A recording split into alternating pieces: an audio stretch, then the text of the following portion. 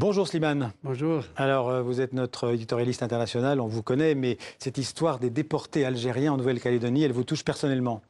Oui, parce que dans les récits de la famille, j'ai toujours entendu dire qu'un de nos arrière-grands-oncles, qui s'appelait Boudjema, avait été déporté à Khaldoun. Je ne savais pas où c'était maintenant et je sais que c'est la Nouvelle-Calédonie. Ouais. Et en fait, c'est tout à fait logique parce que je suis né dans la Kabylie des Babors, une petite Kabylie, pas loin de Sétif. Et cette région a été l'épicentre d'une des plus grandes insurrections que l'Algérie coloniale a connues. Il y a eu 200 000 Algériens qui s'étaient soulevés contre l'expropriation des terres.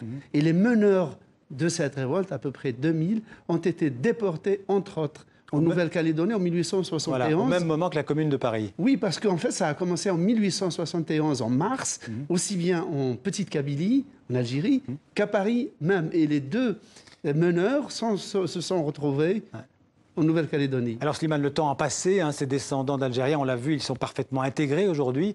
Mais est-ce que ce sont vraiment des Néo-Calédoniens à part entière? Quelle est leur identité?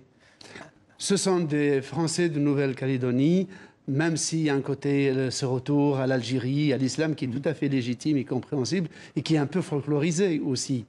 Mais en fait, la distinction entre eux, c'est qu'il y a deux lignées maternelles. Il y a certains qui sont nés avec des mariages de leurs ancêtres avec des Françaises de souche, bretonnes ou du Vaucluse ou corse, et d'autres avec des femmes, des Caldoches, des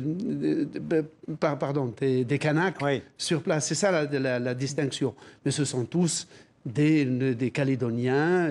À part entière. Tout à fait. Merci Slimane.